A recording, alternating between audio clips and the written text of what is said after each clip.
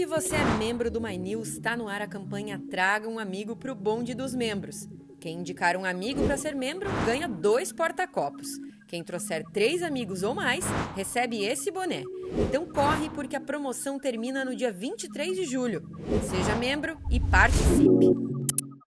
O governo chinês deu uma ótima notícia a todos que se preocupam com preservação. A população de pandas gigantes na natureza passou de 1.800 e assim a espécie saiu da lista de animais ameaçados de extinção. A União Internacional para a Conservação da Natureza já tinha tirado a espécie da lista de ameaçados, mas os chineses contestaram. Só agora, 5 anos depois, o assunto está decidido. A recuperação da população desse bichinho fofo passou pela recuperação do habitat.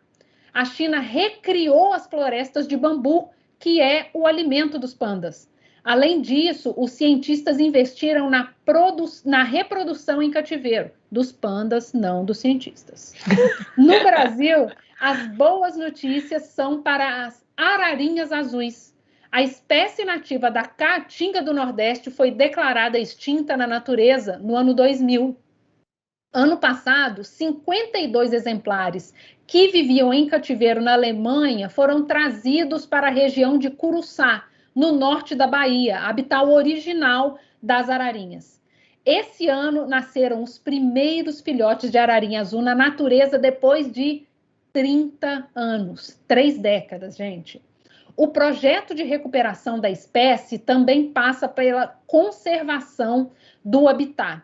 Foi criado um santuário de 120 mil hectares entre Curuçá e Juazeiro, com 2 unidades de conservação.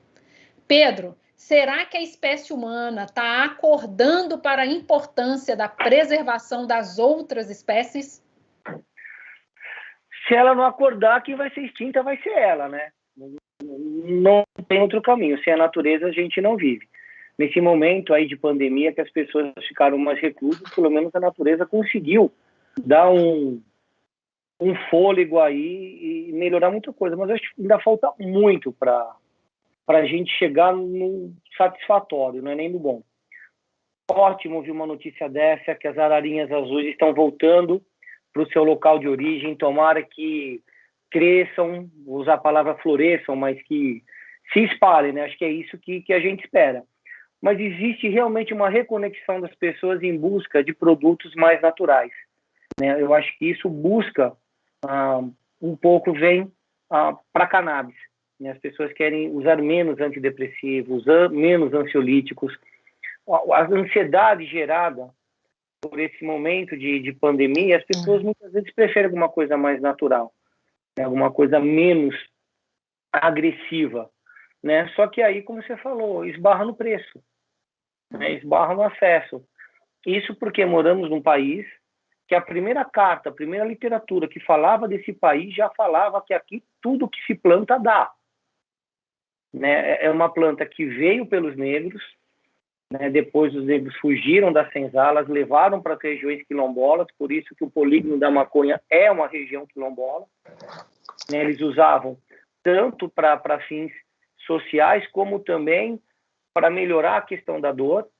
Depois temos a lei, né, do pito do pango. A primeira proibição no Brasil foi no Rio de Janeiro. Sempre foi voltado, como no mundo inteiro, para questões raciais. No Brasil, no negro. No México, nos Estados Unidos, os mexicanos, os árabes. Só que agora, eu acho que é uma jabuticannabis, uma jabuticaba misturada com cannabis. Porque eu posso, na farmácia, comprar THC. O que eu faço com essas pessoas que foram presas porque estavam portando THC? Se hoje é uma coisa que pode ser vendido na farmácia. Se essas pessoas foram presas sem violência, sem arma, é justo elas continuarem presas? Então, assim, eu acho que a gente precisa dessa restauração cultural e racial no Brasil. A gente não pode continuar sendo a terceira população carcerária do mundo.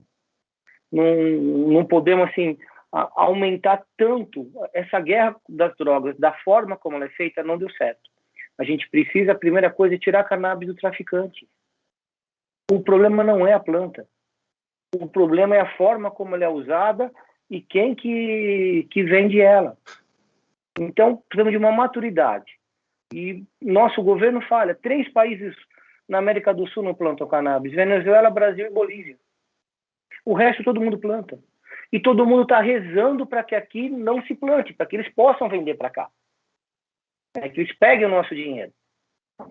Então, assim, Cecília, é uma situação difícil, porque as pessoas não podem. Aí elas vão judicializar. Aí o dinheiro vai para fora para comprar um remédio importado, vai faltar dinheiro para vacina. O cobertor do Estado é curto. Ele não garante o acesso. Por que não fortalecer as associações, né, para não ficar todo mundo planta? Fortaleça as associações. Vamos fazer por elas. Essas associações plantam para as indústrias. Assim a gente preserva esse lado social. A gente precisa parar de discutir o não, porque não é papel do governo decidir se uma planta deve ou não existir. De governo nenhum. Ele pode regulamentar como isso deve ser usado, plantado, sim. Mas decidir se ela deve existir ou não, não deve. Enquanto isso, é mais processos judiciais sendo liberados para cultivo domiciliar. Então, a gente está caminhando para uma autorização jurídica e não legislativa. Então, como você menciona, a gente precisa dar um passinho atrás, rever muita coisa, que é exatamente o que a gente está falando aqui, inclusive sobre essas recuperações todas. A gente precisa ver como as coisas eram feitas para poder não acabar com tudo, né? E existe um extremo dentro disso que a gente estava falando sobre a preservação de outras espécies, como eu falei agorinha. Existe um extremo que é a possibilidade de trazer de volta espécies extintas há milhares ou até milhões de anos. Existe desde 2015 um projeto para reviver o mamute, aquele que vocês devem conhecer aí como parece um elefantão assim meio peludo. Até hoje não deu em nada, mas os envolvidos, um grupo de cientistas na Califórnia, garantem que teremos o primeiro híbrido de elefante com mamute dentro de uma década. O processo de desextinção ou ressurreição biológica não é novo. O primeiro animal de extinto nasceu em 2003 num laboratório espanhol. O último exemplar do bucardo, um tipo de cabrito montês, morreu no ano 2000, mas teve suas células congeladas em nitrogênio líquido. O clone gerado a partir dessas células 3 anos depois morreu alguns minutos após o nascimento. O paleontólogo americano Jack Horner, que serviu de inspiração para o Dr. Alan Grant em Jurassic Park, está trabalhando em um projeto para reverter o processo evolutivo da galinha para criar um dinossauro. Bom, na verdade seria um híbrido, né? Vamos pensar aí, um frangossauro. Alguém aí espera poder comer um frangossauro no Natal em breve? Ou é melhor a gente não mexer com esse negócio de Jurassic Park? Eu lembrei, inclusive, do Dr. Albieri, entregando aí a idade para quem assistiu o Clone. Altas lembranças do Albieri. Né?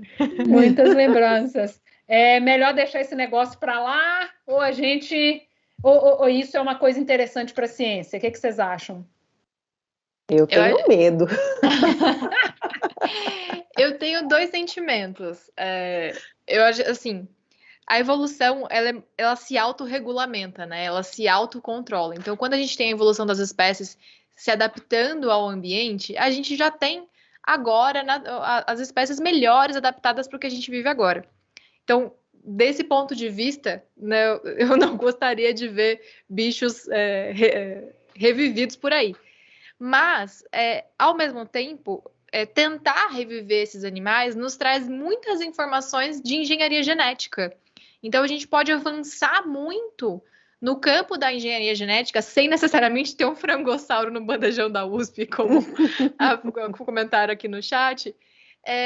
Mas a gente pode criar vários avanços sem que esses animais necessariamente passem a viver na natureza e passem a fazer parte do nosso ambiente hoje, né?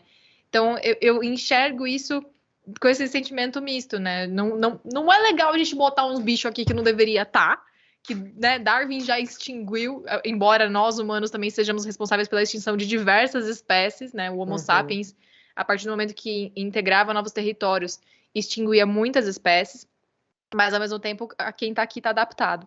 Porém, o avanço na engenharia genética pode ser gigante só por tentar manipular esse DNA que está preservado há tantos milhões de anos, né? Então, enxergo com olhos esperançosos para novos avanços tecnológicos. Você tem só medo, né, Catemari? Eu fico pensando nessa sensação de que se pode mexer com tudo, é uma vida. Se você está criando uma vida, essa sensação de que nós somos superiores enquanto humanos e podemos, já que conseguimos tecnologicamente talvez fazer isso, então a gente tem que fazer. Não é porque a gente pode que necessariamente a gente deve fazer. Então eu fico pensando desse ponto de vista mesmo, sabe? Para mim isso é muito especista, assim, de achar que eu posso pegar e criar animais para eu ficar brincando, mexendo, é uma vida. Então, e eu assisti também muito Black Mirror. Deixa assim. Deixa como tá. Vários filmes na cabeça, né? Mas eu só tenho um comentário sobre o clone, viu, Cecília? Uma vez eu estava num ônibus em Londres e uma moça, eu acho que era do Paquistão, viu que eu era brasileira e eu estava prestes a descer, ela me segurou e falou assim: você é brasileira, você assistiu o Clone? Qual é o fim da novela? Eu não tinha assistido ao Clone e aí eu desci do ônibus. Pronto, isso é o comentário. Péssima brasileira, péssima.